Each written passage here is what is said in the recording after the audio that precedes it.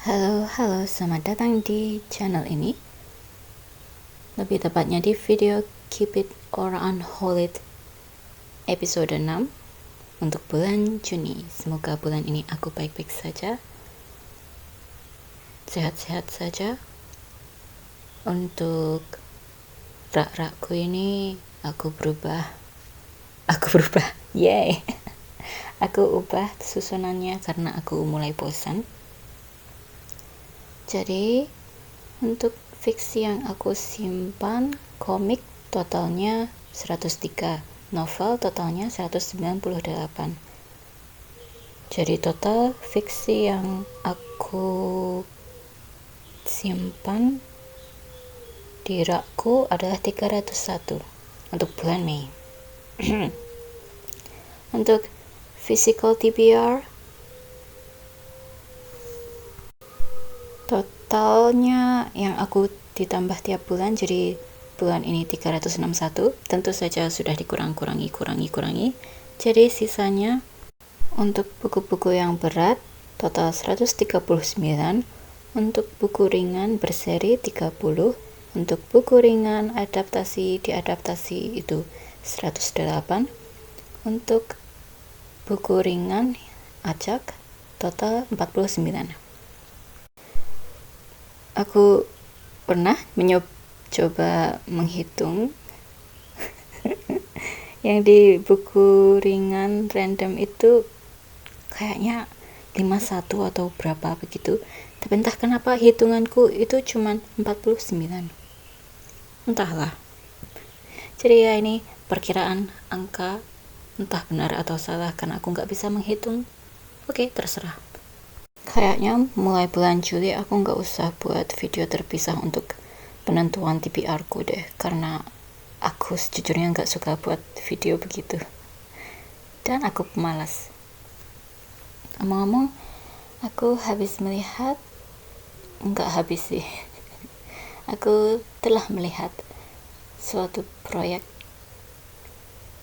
dari booktuber lainnya. Itu mereka menamakan proyek ini sebagai Read It or Unhold It. Itu udah mainstream sih dan gak sesuai dengan proyekku. Jadi mungkin aku proyek ini aku namakan Keep It or Yeet It. Lebih lucu. Jadi yeet, keep itu simpan, yeet itu kayak melemparkan buku-buku yang gak kesuka. It's cute, it's rhyming. Kayaknya bulan ini aku mulai mau membuat reading vlog deh. Setelah membuat video analisis game, teori game yang acak-adul. Kok aku jadi suka ngomong? Semoga aku bisa ngomong setelah ini. Dah. My June 2025 TBR. Tema buku impor bercover pintu. Mereka suka banget sama pintu. Pintu tertutup, ada rahasia, 1 minggu 1 novel. Kayaknya cerita dan bahasa mereka ringan.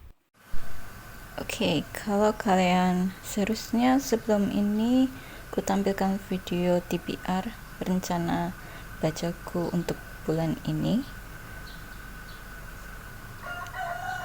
Ya, aku mencoba membaca buku ini. Tetapi inilah alasan kenapa aku nggak suka membuat video rencana TBR per bulan, karena rasanya kayak sia-sia. Karena aku tipe orang yang kalau pilih bacaan per bulan itu cap cip cup. Enaknya hari ini aku mau baca apa, enaknya besok aku baca apa. Dan ya, buku ini dulu ku beli di Big Bad Wolf tahun 2023, karena kukira kan vibe-nya ini mirip banget dengan buku yang sempat viral dulu, kalau nggak salah They're at the Door or something like that. Yang jelas covernya tentang pintu, dan ternyata banyak sekali cover pintu yang dipakai di novel-novel luar. Tetapi setelah kupikirkan baik-baik, kayaknya mustahil untuk buku-buku viral terkini yang berada di Big Bad Wolf. Biasanya itu stok-stok lama ya kebanyakan. Tapi nggak apa-apa, itu pertama kali aku datang ke sana. Jadi ya sudah, aku beli pintu.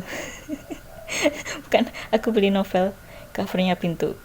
Dan gara-gara buku viral itu, nanti covernya mungkin bakal aku tunjukkan di videonya.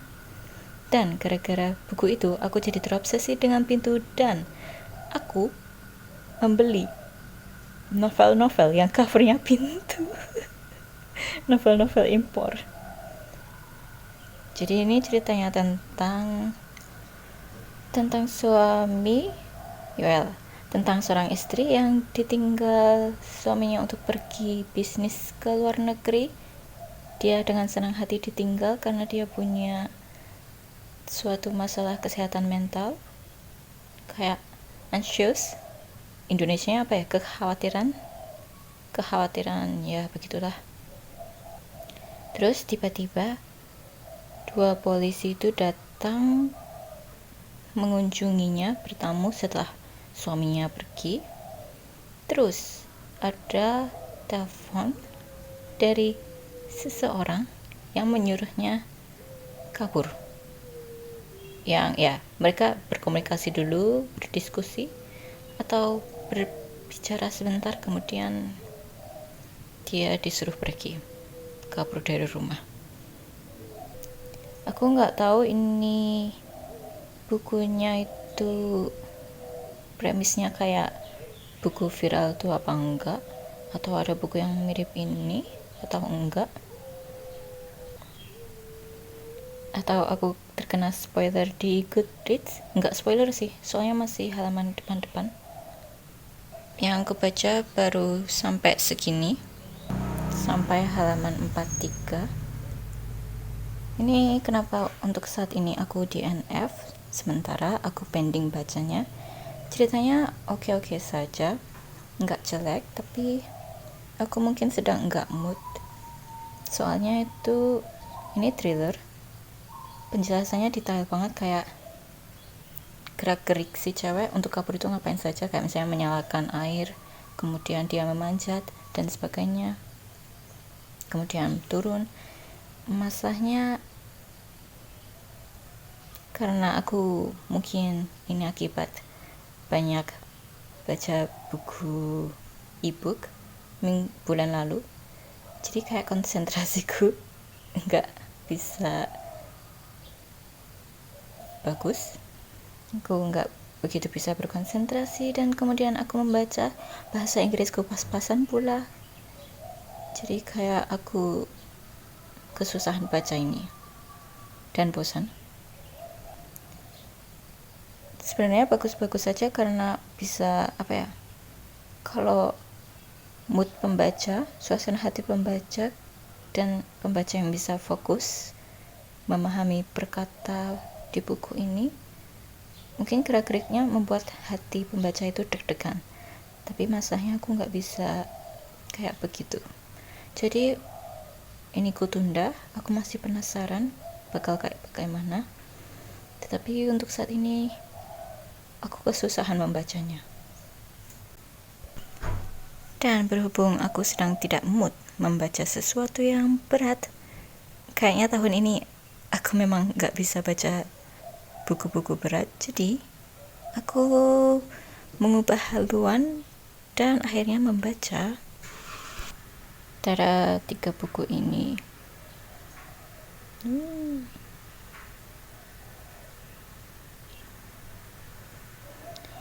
Ya, karena aku sedang reading slump berbulan-bulan kali ya, enggak juga sih, sedang malas baca sesuatu yang berat, aku baca novelisasi saja karena gampang. Aku sudah sering melihat novelnya, melihat filmnya dulu pas masih muda. Berhubung aku tipe fan yang suka memiliki sesuatu yang disukainya, kayak misalnya film kan, aku nggak tertarik mengoleksi Blu-ray atau semacamnya, jadi aku mau mengoleksi novelisasinya karena aku suka membaca. Aku lebih suka membaca daripada mengoleksi film CD, apalah itu. Ini aja aku cukup lama dalam menghabiskan novelnya, membacanya, butuh berhari-hari. Kalau yang pertama ini kayaknya cuman 1 hari, ini 3 hari, ini 2 hari. Tapi keselang beberapa hari juga karena ya aku malas membaca. Mungkin ebook juga termasuk memecah rasa konsentrasi kita ya. Kalau baca ebook kan rasanya kayak kita tinggal scroll, kayak lihat-lihat media sosial begitu. Jadi daya konsentrasi kita menurun. Kalau baca buku fisik kan kita kayak fokus ke satu itu saja dan cukup lama.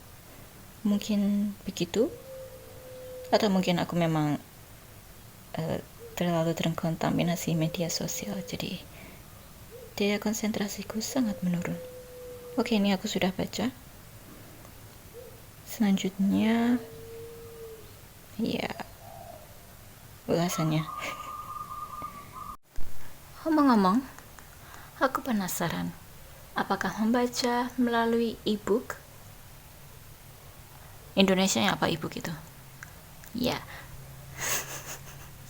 Apakah dengan membaca melalui ebook membuat kita semacam, kan kita kalau bermedia sosial itu mudah ya, bacanya tinggal scroll. Kalau lewat e-Busnas atau ebook juga tinggal scroll. Aku penasaran apakah itu juga memengaruhi daya konsentrasi kita ketika membaca buku paperback atau buku fisik. Karena setelah keasyikan membaca ebook, daya konsentrasiku ketika membaca lewat buku fisik itu sangat menyedihkan. Bulan ini aku mencoba membaca buku non-fisik tentang perkembangan teater di Indonesia, mulai dari zaman dahulu kala sampai bukunya terbit tahun 1900-an. 1990-an. Oke, aku cukup bisa memahaminya, tetapi aku bosan membacanya. Jadi aku pending dulu. Terus aku juga mencoba membaca buku-buku tentang fashion yang sudah aku beli sejak bertahun-tahun yang lalu, tetapi aku bacanya cuman kayak gambar-gambar terus referensi yang penting-penting saja, dan ya aku bosan. Oke, kembali ke topik aja. Di bulan ini aku teralihkan oleh 2 hal.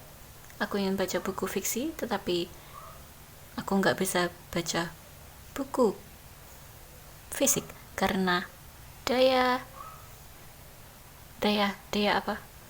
konsentrasiku sangat buruk, mudah bosan ketika membaca buku. Oke, ini sudah kuulangi berapa kali sih? Mohon maaf karena telah membosankanmu. Mohon maaf karena telah membuatmu bosan. Wow, kaku sekali. Habis itu, berhubung kurang lebih proyek Keep It or Unhold It-ku untuk buku-buku fiksiku lumayan berhasil. Aku berhasil mengunhaul berapa banyak buku ya, bulan sampai bulan kemarin sekitar 13 buku. Terus total buku yang sudah aku pertimbangkan itu saat ini sekitar 39. Jadi ya, aku jadi termotivasi untuk membaca buku-buku non-fiksiku. Tetapi ya, kurang lebih ada 137 buku. Beberapa diantaranya itu buku tulisku ketika masa SMP atau SMA sampai kuliah.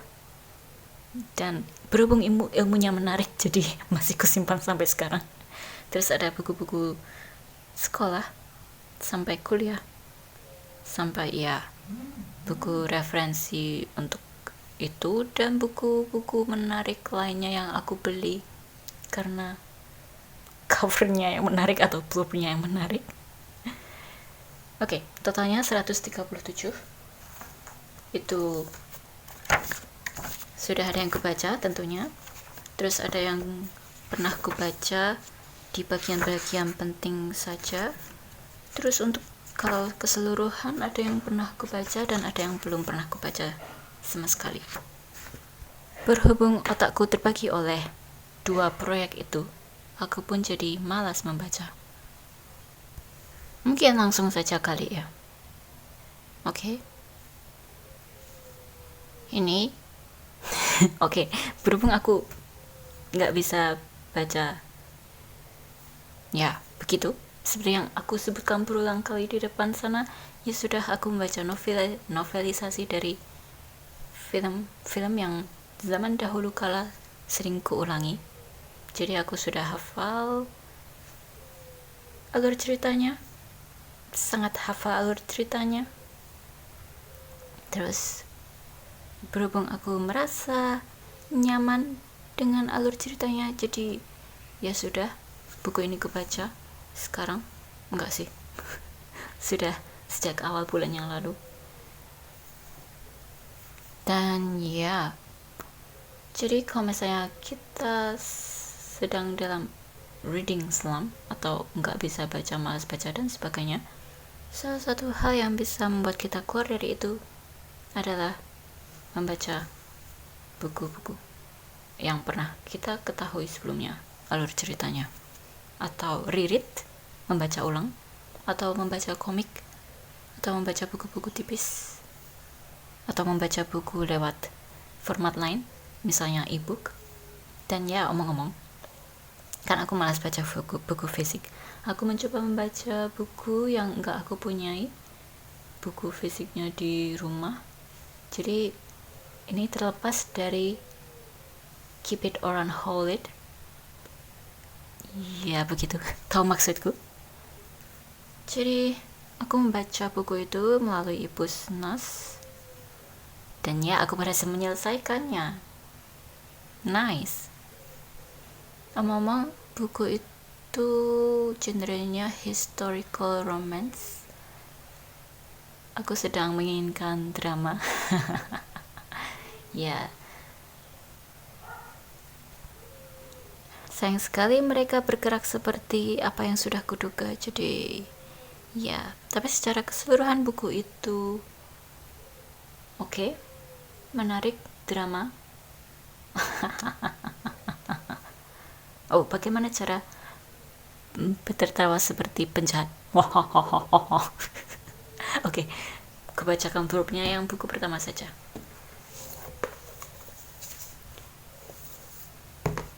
Ini salah satu yang aku kritik blurbnya, warna hitam gelap, susah dibaca. Oke. Mal, apakah aku harus mengindonesiakannya? Nggak usah ya. Mal, Eve, Jay, and Carlos are the offspring of some of the cruelest, most evil villains of all time. Maleficent, Evil Queen, Jafar, and Cruella de Vil, to name names. They've spent their whole lives on the Isle of the Lost, a broken-down place filled with the worst of the worst baddies, brutes, and lowlifes. But when Prince Ben, son of Belle and Beast, declares that the innocent children of the Isle of the Lost should be given a second chance, they're brought to live on Auradon with all the good folks. Little does Ben know that Mal and her friends have a sinister... Bisakah aku membaca tanpa belibet, huh? Kenapa teman-temanku pada pintar berbicara, huh? Aku punya teman kuliah, dia pas presentasi bagus banget. Dia itu kayak seperti menjual suatu barang, dan aku tertarik untuk membelinya gara-gara dia. Oke, lanjut. Little does Ben know that Mal and her friends have a sinister plot to take down his kingdom. Watch out, Auradon. Here come the descendants. Dulu ketika aku sering melihat ini, karena fashion mereka lucu-lucu. Favoritku dia karena ya nanti aku bacakan nih kalau kalian mau baca blurb. Iya, kebacakan reviewku yang nantinya akan aku upload ke Goodreads. Dulu filmnya sering banget ku tonton ulang, khususnya yang film pertama dan kedua. Yang paling kusukai dari mereka adalah fashion Mal and Evie. Mereka kelihatan cantik banget, lagu-lagu yang bagus, dan koreografi yang pas. Jadi aku senang banget ada foto-foto filmnya di sini. Aku agak sebal dengan tulisan di blurb yang semuanya kapital dan berwarna hitam. POV Mal di dalam bukunya juga susah dibaca karena tampak blur pula. Aku agak lupa soal detail percakapan di sini, tetapi aku bahagia bisa menebak ada percakapan soal kesempatan kedua untuk Beast. Omong-omong, di sepanjang novel ini aku berhasil dibuat mewek beberapa kali. Dialog-dialog di sini khususnya Mal dan di bagian setelah pertarungan pos sangat menyentuh hati. Well, aku memang tipe orang yang mudah menangis sih. Sebelum baca ini, aku penasaran dengan cara si penulis memasukkan lagu dan koreografinya di buku. Hasilnya, deskripsinya cukup oke untuk pembaca muda. Namun, lirik lagu yang mendadak dimasukkan ke paragraf seusai penggambaran detail fisik para tokohnya atau hal lainnya membuatku geli sendiri dalam artian buruk. Pada saat yang bersamaan, aku yang bernostalgia ini cukup terharu dengan penggalan lirik yang ikonis itu. Ikonis atau ikonis kok di Indonesia bacanya? Aku lupa. Aku tidak tahu. So, kalau di Inggris iconic, right? Kalau Indonesia ikonis atau ikonis atau apa? Oke, lanjut. Aku nge-ship banget Evie dan Dog. Salah satu trope romance favoritku itu kayaknya tipe cewek cantik populer berakhir bahagia dengan cowok imut kutu buku. Terus cara Dog yang berani mengambil langkah pertama itu lawak banget. Aku paham banget kenapa Mal bisa jatuh hati kepada Ben. Melalui dialog dan narasi buku ini, aku jadi lebih bisa mengapresiasi karakterisasi Ben. Dia green flag banget. Aku pun jadi mengingat masa remajaku ketika jatuh cinta. Siapa sih yang nggak bakal jatuh cinta dengan lelaki yang berpikiran positif, berusaha memahami orang lain seperti itu, dan ingin mengubah dunia menjadi lebih baik? Tetapi, di sini kuharap ada deskripsi lebih lanjut soal pendapat dan perasaan Mal tentang sifat-sifat Ben, karena rasanya di sini kayak Mal mendadak banget jadi menyukai Ben. Well, dia memang sudah flirting dari awal dan remaja memang suka banget tiba-tiba pindah hati, namun ceritanya akan lebih bagus lagi kalau ada tambahan paragraf soal tadi. Di adegan Jane mendadak mengambil tongkat sihir ibunya, rasanya kayak dia kelewat tidak bisa baca situasi dan mendadak jadi gila. Ya, dia memang sering diajak jelek, bahkan oleh MC di red carpet sebelum acara itu. Dan ibunya selalu bilang kecantikan luar itu nggak sepenting kecantikan di dalam hati tanpa memikirkan perasaannya. Ya, bisa jadi dia kangen merasa cantik lagi setelah sempat mendapatkan bantuan dari Mal. Namun, akan lebih baik lagi jika ada tambahan deskripsi soal perasaan-perasaan berkecamuk di dalam pikiran Jane yang kian meninggi dan memuncak setelah ejekan si MC. Anak pintar yang penurut dan penakut anak pintar. Oke, aku harus membaca seperti kayak pengisi acara nggak sih? Namanya apa sih? Host. Anak pintar yang penurut, terserah deh. Anak pintar yang penurut dan penakut kayak dia seharusnya bisa lebih berhati-hati daripada ini, kan? Oleh karena itu, ungkapan isi hati Jane sangat penting untuk membuat adegan tersebut lebih berlogika. Aku masih agak bingung soal Maleficent yang mau-maunya menciutkan badannya dan mengalah, padahal ambisinya buat menguasai dunia itu besar banget. Kenapa nggak bertarung sampai titik darah penghabisan begitu? Well, ini film anak-anak sih. Well, mungkin ini untuk membuktikan bahwa ia masih punya rasa kasih sayang pada anaknya dan nggak ingin menyakitinya lebih lanjut, sekecil apapun hati nuraninya itu. Oke, aku bisa menerima yang ini. Tetapi, kenapa dia lebih memilih buat mengubah diri sendiri jadi kadal dan nggak memilih jadi manusia mini saja begitu? Kan lebih praktikal. Yang mana yang merupakan sosok jati diri wujud Maleficent yang sesungguhnya? Mantra yang digunakan Mal juga cuma sekedar 4 orang berhati baik pasti bisa menang melawan kekuatan jahat. Apa aku terlewat sesuatu? Apakah aku membaca reviewnya seperti rapper? Apakah aku menjadi rapper yang baik? Sebetulnya tidak, karena aku berlibet. Belibet? Ya. Buku ini ku kasih rating 4 bintang. Akan kutunjukkan. Apakah perlu kutunjukkan ininya? Tada!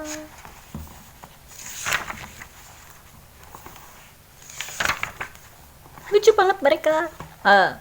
Not you. Lucu banget. Kayak tipe-tipe cewek cantik populer, terus sama kutu buku yang pintar, tapi keduanya sama-sama pintar. Terus mereka bekerja sama untuk, ya, I ship them. Ya. Ya. Lanjut. Oh, udah aku kasih rating belum sih? 4 ya? 4 bintang dari 5 bintang. Lanjut. Ini Descendants kedua. Ku bacakan blurbnya. Mal itu dibacanya Mal atau Mal atau terserah. Mal, Evie, Carlos, and Jay may be the children of troubled villains, but they're fitting in amazingly well on Auradon. Well, at least most of them are. For Mal, the pressure to be royally perfect is too intense, so she returns to her rotten roots on the Isle of the Lost. But Mal soon finds that her arch enemy, Uma, the daughter of Ursula, has taken her spot as self-proclaimed princess of evil. Princess or princess? Princess? Okay. Even worse, Uma has a plan to destroy Auradon and a gnarly gang of pirates to back her up. It's a classic battle between wicked and evil, and these kids are made for trouble. Ku bacakan reviewku. Mereka memperbaiki blurb yang sekarang lebih mudah dibaca dengan mengubah warna tulisannya menjadi putih. Tetapi aku masih sebal dengan tulisan POV Mal di dalam bukunya yang ditulis memakai huruf kapital dan tampak lebih tipis daripada POV orang ketiga. Kutunjukkan ya. Betapa menderitanya aku. Ini sepanjang kayak begini, isinya besar semua. Kan kelihatan beda kan?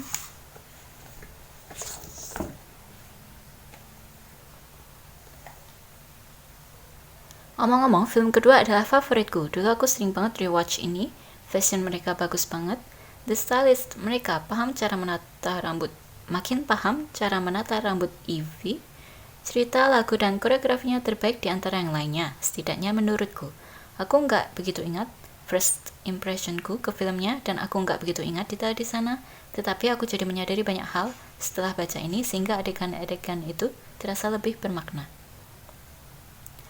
Soal konflik Mal dengan Evie and Ben, Mal memiliki tipe karakter yang selalu ingin terlihat kuat, jadi tidak bisa curhat langsung ke poinnya dan harus berputar-putar terlebih dahulu. Evie adalah sahabat terdekat Mal, sementara Ben merupakan orang yang disukai Mal. Namun, keduanya tidak memahami sudut pandang Mal dan mengambil suatu tindakan demi menolong Mal yang jelas-jelas bertingkah panik. Mal sendiri juga enggan mendengarkan dan menolak keringanan, lalu pada akhirnya membebani diri. Jadi, intinya, mereka semua sama-sama salah. Lalu, merekalah yang berinisiatif mengejar dan mengajak bicara Mal di Isle. Aku suka pengeruangan kalimat soal merasa jauh dari orang-orang tersayang mereka di halaman 21 dan 63. Omong-omong, aku geli banget dalam artian buruk buat dialog Ben di halaman 70 yang berbunyi, "She's been under so much pressure lately, and instead of understanding I just went all beast on her."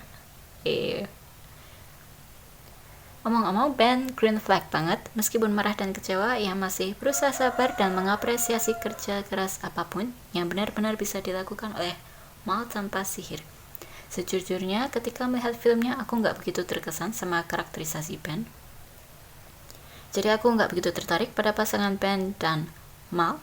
Setelah baca 2 novelisasinya, aku jadi jauh lebih menyukai penokohannya, tetapi dialognya di sekitar halaman 92 nggak meyakinkan dan nggak membantu banget. Waka waka waka waka. Apakah perlu kutunjukkan? Sebentar. Mungkin yang dialog perulangan dulu kali ya. 2163.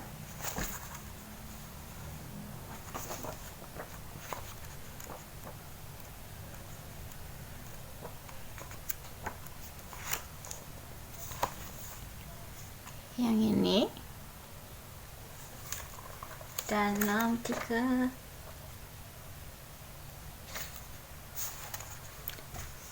Yang ini. Terus yang aneh halaman 70. Yang ini aku kayak iu aneh banget. Terus yang halaman 92.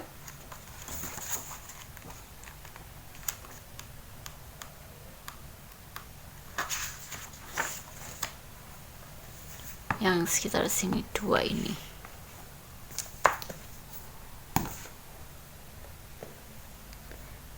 Ada lagi. Di halaman 148, Ben juga menawarkan pada Mal apakah Mal ingin membatalkan acara pesta pertunangan atau apalah itu. Itu artinya dia sadar bahwa mereka telah putus dan tentu saja enggak mau memaksa Mal kalau belum siap. Dia memberikan pilihan pada Mal, tetapi tentu saja ada kesalahpahaman. Dan itulah contoh betapa pentingnya menjaga komunikasi. Woi. Oh, selain itu, di buku ini Ben tampak lebih memperlihatkan keahlian berpedangnya. Soalnya, seingatku dulu pas menonton ketika filmnya, aku merasa dia kayak selalu ditolong terus. Maklum, adegan itu kayaknya sedikit dan pergantian scene-nya lebih cepat daripada pas aku membaca. Pas dulu menonton, kayaknya aku cuman oke-oke saja dan terserah mereka mau mengapakan ceritanya. Sekarang berkat novelisasi ini, aku jadi lebih memahami dan mengapresiasi latar belakang Evie bersikeras ingin membantu anak-anak Isle supaya bisa lebih mengembangkan bakat mereka di Auradon. Aku juga baru sadar ada semacam callback dari cerita asli Sleeping Beauty, Beauty and the Beast, dan sebagainya. Ada yang membuatku sampai terkekeh, yaitu soal Ben yang merupakan anak dari Beast yang mengurung Belle yang kemudian justru jatuh cinta kepada orang yang menangkapnya. Well, orang-orang sering menghiraukan karakter development Beast dan tetap mengecap ini sebagai contoh dari Stockholm Syndrome. Terus Mal pun mengomentari Ben yang masih saja bisa berpikiran positif soal Uma yang sebelumnya menyekapnya. Dia bilang, Ben, Uma captured you. Selain itu, aku juga baru sadar soal True Love's Kiss. Di trilogi ini, Mal dan Evie membangunkan kekasih mereka masing-masing dari sihir dengan cara itu. Nah, padahal ibu mereka masing-masing Maleficent dan Evil Queen adalah penyihir yang menyebabkan Aurora dan Snow White tertidur. Nah, selain itu, Evie berakhir berpasangan dengan anak dari salah satu kurcaci, Dobby. Wah, wow. Ada satu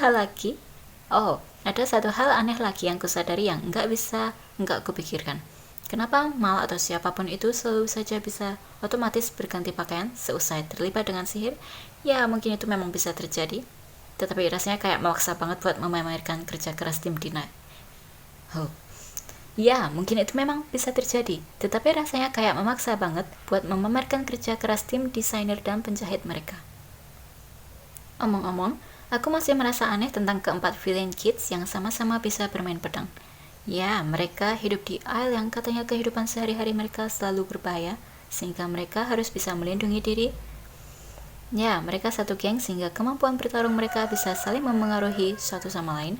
Tetapi, rasanya kayak mereka mendadak bisa memunculkan bakat lain setiap kali ada kelanjutan filmnya, hanya supaya ceritanya punya sesuatu yang fresh. Yang di film kedua berpedang, yang di film ketiga bermotoran. Well, mungkin satu geng isinya multitalenta. Apakah di filmnya terlihat jelas perbandingan kadar keahlian keempat orang itu ketika berpedang melawan King Uma? Mungkin iya, tetapi aku lupa. Di halaman 144, Mal sadar kalau dia menjatuhkan buku sihirnya. Kayaknya bukunya itu ditaruh di Oke, aku harus pelan-pelan. Kayaknya bukunya itu ditaruh di tas kan? Jadi akan lebih baik slow motion kali ya. Jadi akan lebih baik kalau ada deskripsi tingkah laku Mal ketika mengecek tas yang kok sekarang terasa gembis. Aku penasaran kalau ada orang yang mendengarkan ini, apakah mereka bisa tahu aku bicara apaan. Aku selalu terdistraksi. Oke, lanjut. Couple favoritku yang kedua dari dulu adalah Carlos dan Jane. Mereka yang sama-sama canggung itu menggemaskan banget. Di halaman 179, kalimat ketiga dari bawah halaman, aku nggak ingat ini ada di film. Jadi, untuk apa ada di sini? Aku agak sedih tentang Lonnie dan Jay yang nggak berakhir jadi sepasang kekasih. Lonnie bahkan nggak ada di film ketiga. Dia kemana ya? Kukira mereka bakal jadi pasangan terkuat di Auradon. Chemistry mereka juga bagus. Tetapi nggak apa-apalah. Jay tipenya memang sedang ingin berpetualang dan suka flirting kemana-mana karena belum siap berkomitmen ke satu cewek. Secara keseluruhan aku dibuat mewek terus ketika membaca novel ini. Mungkin karena bernostalgia, mungkin juga karena aku lebih jeli. Oke. Ngomong-ngomong, kenapa ayam itu selalu berbicara ketika aku berbicara ya? Padahal kalau aku diam-diam saja kayaknya mereka nggak berkokok gitu. Apakah mereka bisa mendengar suara dari jauh? Hei, ayam, kau bisa dengar aku kah? Halo. Oke, ini bukunya ku rating 4,5. Ku tunjukkan foto-fotonya. Hanya aku sukai saja.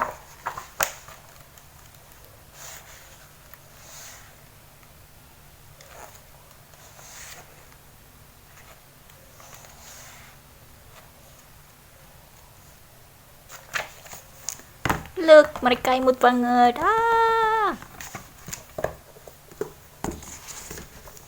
Terus buku yang ketiga.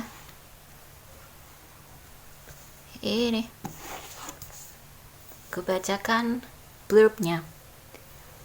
Oke, perasaan kok aku udah kasih rating belum sih? Ini 4,5 dari 5 bintang. Oke, perasaan aku bicaranya sudah cepat, tapi kenapa aku merekamnya ini udah sekitar 26 menit. Khusus yang video yang aku rekam untuk saat ini. Apakah karena reviewku panjang banget? Mungkin. Oke, blurbnya untuk buku ketiga. Mal, Evie, Carlos, and Jay return to the Isle of the Lost to recruit a new batch of villainous offspring to join them at Auradon Prep. But when Hades, the former god of the underworld, almost breaches the barrier when they go back to Auradon, Mal fears that an unwelcome villain could wreak vengeance on the kingdom and her peaceful life. Torn between her loyalty to the Isle and her desire to keep Auradon and all those she loves safe, Mal resolves to permanently close the barrier, despite her decision. An unfathomable dark force unexpectedly threatens the people of Auradon. As the future of Auradon hangs in the balance, it's up to Mal and the other VKs to unite and save everyone in their most epic battle yet. Can those kids prove it's good to be bad?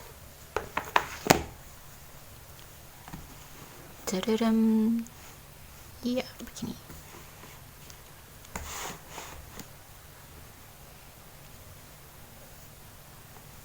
Begini saja. Terserah deh.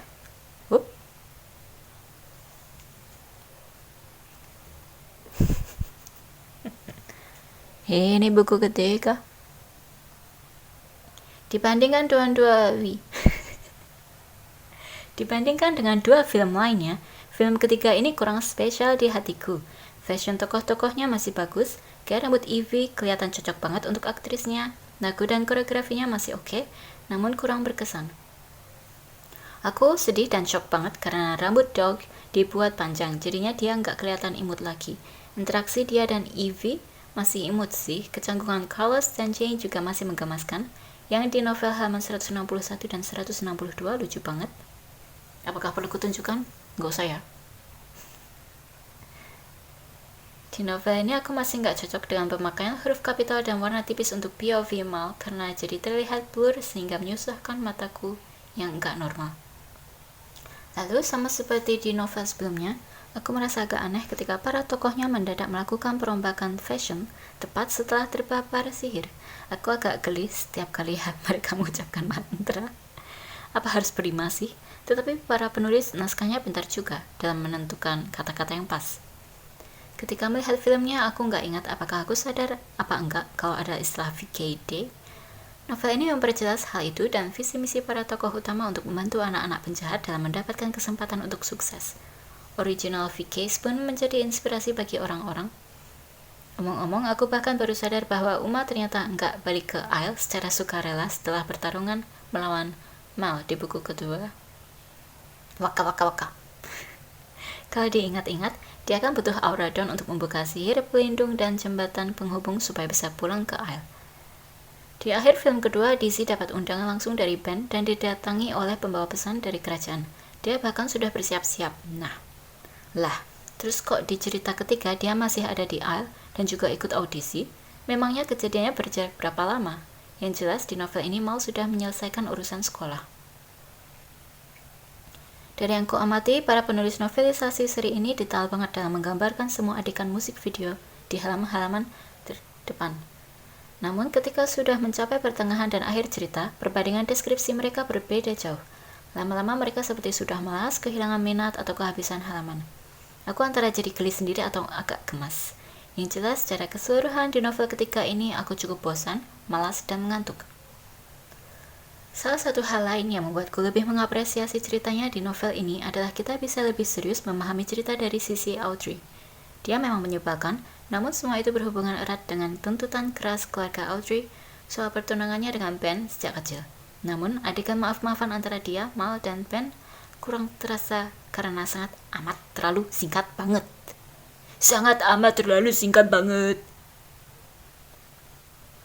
Audrey selalu arogan dan kini membuat banyak orang tertidur dan menjadi patung. Kesalahan Mal yang menjadi titik utama perusak kehidupan Audrey adalah menyihir Ben yang kemudian membuat Ben berselingkuh dan mempermalukan Audrey di depan umum. Ben sendiri tampak seperti tidak mengapresiasi rasa cinta Audrey kepadanya atau setidaknya mengajak diskusi baik-baik begitu kalau dia sebenarnya nggak ada rasa pada Audrey. Atau aku tambahkan sesuatu sebentar. Jadi aku tambahkan, Ben sendiri tampak seperti tidak mengapresiasi rasa cinta Audrey kepadanya atau setidaknya mengajak diskusi baik-baik begitu kalau dia sebenarnya nggak ada rasa atau risih kepada kepribadian Audrey. Ada perkataan gagal Ben lain. Di novel kedua dia membuat Mal menjadi makin merasa nggak pantas untuk Auradon. Di novel ini dia makin membuat Audrey marah. Pemimpin macam apa yang berkata-kata seolah dialah yang berkuasa padahal dia dan orang-orangnya sedang dalam posisi terancam. Pertanyaan Uma ke Harry di halaman 199 yang datang entah dari mana itu sangat aneh. Sampai sekarang aku masih bingung menganalisis ini. Buat apa coba? Mengalihkan perhatian Harry dari cewek-cewek lain yang sudah punya kekasih, tetapi dia sendiri bahkan nggak tertarik pada Harry secara romantis, semacam girl begitu, entahlah.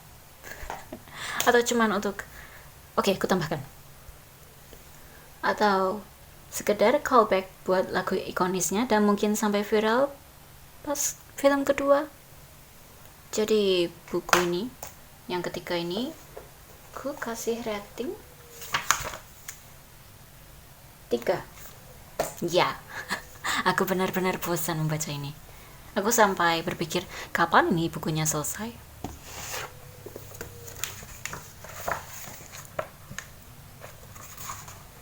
Nih, dia tiba-tiba bicara begini, untuk apa coba?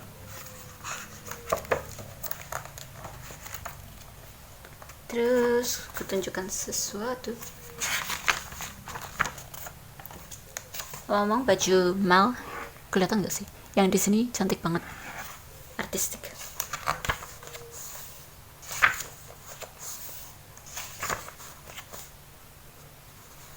Nih, aku sangat menyayangkan dia. Kenapa rambutnya begini? Dan aku bukanlah sas, aku bukan salah satu orang. Aku bukan cuma aku orang yang sedih karena dog rambutnya kayak begitu. Kurang rapi mungkin ya. Tapi rambutnya dikucur juga rapi sih. Tetapi aku gemas. Oh, mereka bakal terlihat lebih imut kalau rambut dog tetap kayak film-film sebelumnya. Iya. Kalau untuk film barunya aku sudah kehilangan minat, mungkin karena aku sudah bertambah dewasa atau mungkin hal-hal lainnya. Iya. Yang jelas ini kebaca novelisasi ini karena mudah dibaca ketika aku sedang reading slump, dan aku bisa segera menyingkirkan mereka dan menaruh mereka di buku yang aku simpan karena mereka adalah masa remajaku. Iya kan? Iya kan? Jadi bernostalgia begitu. Dan ini bukunya kelihatan cantik. Fashion mereka juga cantik. Jadi ya, tentu saja aku nggak mau menganhal mereka. Yep. Oh, omong-omong buku-buku yang aku baca bulan ini cantik-cantik covernya. Pantas aja aku baca buku non-fiksi yang fashion gitu ya. Tapi sejujurnya kayaknya ada sekitar 3. Oke, total 4 buku non-fiksi yang aku baca. Yang satu tentang perkembangan teater modern di Indonesia. Terus karya siapa ya, aku lupa. Bukunya tahun 1990-an mungkin terbitnya. Terus yang ketiga lainnya tentang fashion. Yang satu fashion tentang apa ya? Oh, buku teaternya itu perkembangan teater modern dan sastra drama Indonesia. Terus buku fashionnya itu yang satu tentang kayak apa? Kamus istilah-istilah fashion. Misalnya gaya-gaya kayak atasan itu kayak begini, terus kayak lengan kayak begini, kayak dress semacam itu. Terus ternyata aku cuman baca 3 buku non fiksi. Yang satunya tentang ya fashion serba unik semacam itu. Dan buku yang satu itu membuatku sangat mengantuk dan aku menyesali kenapa buku itu kubeli. Dulu kayak menarik sih. Ketika masa muda kan biasanya kita menghayalkan, dan ini banyak kulihat cerita-cerita di platform kepenulisan online tentang anak-anak muda yang menciptakan cerita tentang cowok kaya raya dan semacam itu kan. Iya, dulu aku juga ketika muda aku juga menyukai tokoh-tokoh yang seperti itu. Jadi buku itu aku beli untuk referensi apa sih benda-benda mahal itu. Dan ya, berhubung proyek novelku yang sekarang lebih berbeda daripada yang dahulu, jadi nggak kepakai. Tapi tentang fashion juga masih bisa dipakai sih untuk membedakan tokoh yang satu dengan tokoh yang lainnya. Sudah kali ya? Dah. Oke, buku selanjutnya itu Ever After High, The Story Book of Legends karya Shannon Hale. Ini bukunya udah aku baca sekitar 10 tahun yang lalu. Aku juga pernah lihat 2 episode kartun mereka yang kayaknya ringkasan dari ini deh. Dulu ini kayaknya aku baca secara cepat, tapi kenapa buku kedua dan ketiga enggak aku lanjutkan? Itu bukan karena aku nggak suka ceritanya, itu karena aku stres sekolah dan aku kehilangan minat baca sampai beberapa tahun yang lalu. Yang jelas ini langsung aku simpan karena pertama-tama bukunya kelihatan cantik banget. Lihat ini, cantik kan? Habis itu itu aku suka ceritanya, terus sama style dia itu gotik Lolita enggak juga sih, gotik gitu, misterius kesannya dan seram. Itu vibe favoritku. Aku bacakan blurbnya. On Legacy Day each year, the students at the Oke, serius. Aku bacanya kayak pembaca berita aja kali ya. Oke.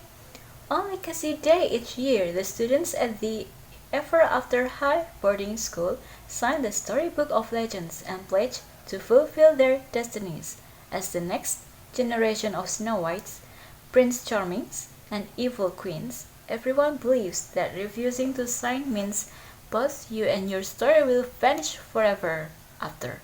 Poof! Raven Queen, however, is having doubts. Hi, Chicken. As the daughter of the evil queen, it is her destiny to give the poisoned apple to Snow White's daughter. But Raven has a spark of rebellion in her heart, and she knows one thing for sure: evil is so not her style. On the other hand, the royal apple white, daughter of the fairest daughter of the fairest of them all, cannot wait for Ulangi. On the other, can you shut up, chicken?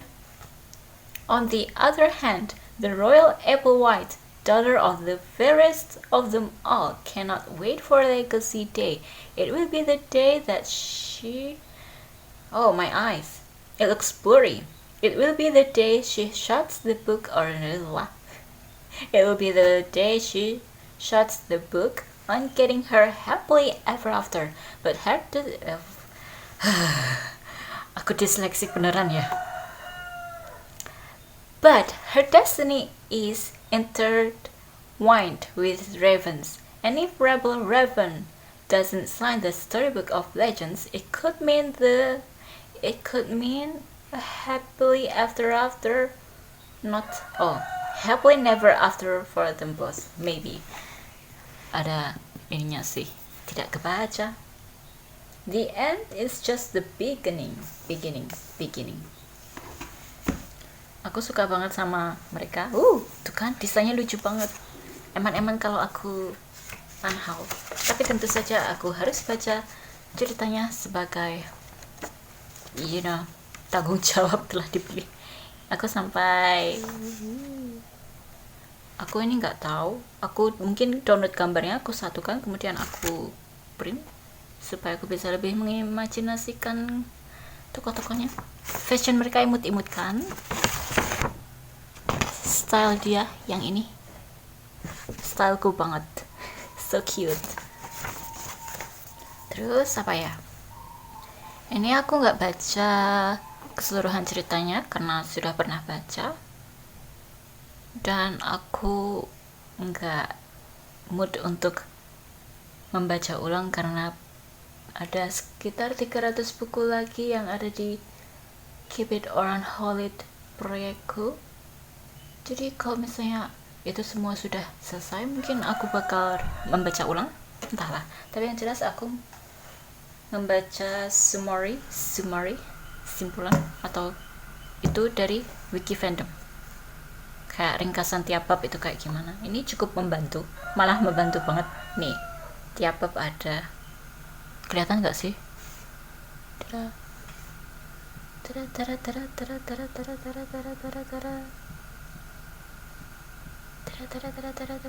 Ya seperti inilah. Ngomong, aku suka banget sama website ini karena sangat membantu. Ya begitulah. Yang jelas ini isinya itu dia Raven. Mungkin gini aja. Di dunia mereka ada misalnya nenek, ibu, dan anak. Mereka semua kayak saling berkaitan. Yang jelas kalau si nenek adalah evil queen, si ibu bakal jadi evil queen, terus anaknya juga bakal jadi evil queen. Jadi berturut-turut generasi mereka itu bakal menceritakan hal yang sama. Terus dia, Raven, si anak, nggak mau melanjutkan kisah ibunya, tidak mau berakhir seperti ibunya. Di sisi lain, dia ingin menjadi seperti begitulah, happy ending, akhir yang bahagia. Terus sekolahnya itu dibagi menjadi dua, anak-anak anak-anak penjahat dan anak-anak para pahlawan. Terus masalahnya di sini itu kayak si para pahlawan itu sangat egois dalam menemukan happy ending mereka. Mereka tahu mereka bakalan dapat happy ending, terus yang para penjahat bakal dicap sebagai penjahat terus dan berakhirnya menjadi penjahat. Jadi para pahlawan itu, alias kalau di sini disebutannya royal, gengnya royal, geng para royal itu kayak merundung para penjahat.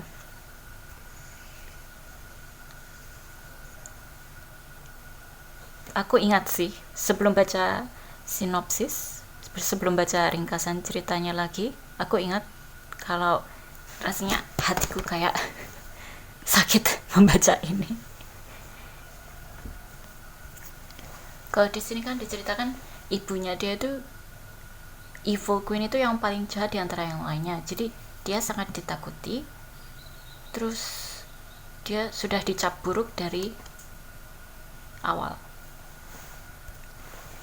Pada intinya dia dirundung sama para pahlawan. Terus dia ingin berteman dengan dia karena dia ingin mendapatkan happy endingnya. Kalau konfliknya dia ini, orang-orang mengucap dia cantik, dan Snow White kan harusnya rambutnya hitam ya. Terus dia juga diejek karena rambutnya asli dari sananya pirang, semacam itu. Terus dia ingin membuktikan bahwa dia hebat, dia cocok jadi pahlawan atau apa karena sifatnya, bukan karena kecantikannya. Terus kalau konfliknya dia kan nggak mau menjadi orang jahat. Terus dia nggak mau menandatangani atau apa The Storybook of Legends, dimana takdir mereka bakal berjalan seperti yang sudah seharusnya. Tapi berhubung dia nggak mau jadi seperti ibunya, evil queen, jadi dia nggak mau menandatangani. Terus dia menyobek buku dan ya acaranya berakhir. Terus para pahlawan, anak-anak pahlawan, anak-anak royal itu menjadi sangat membenci dia dan kawan-kawan penjahatnya, kawan-kawan rebel. Rebel itu Indonesianya apa ya? Apa sih? Aku tahu tapi ya, rebel itu Indonesianya artinya pemberontak. Udah begitu aja kali ya. Terus ini yang aku tandai itu momen-momen manis Raven sama Dexter. Aku nge-ship mereka banget soalnya dari dulu. Aku tunjukkan Dexter yang mana? Yang ini. Kayak imut gitu, kayak pemberontak yang kelihatan populer dan ditakuti, terus bersama cowok kutu buku yang sangat manis, sikapnya baik, kayak so sweet. Aku nge-ship mereka banget. Oke, ntar aku nggak tahu bakal baca buku kedua atau ketiga karena aku kangen baca novel misteri. Ya entahlah, mungkin aku baca buku kelanjutan ini aja karena kelihatan ringan. Dah.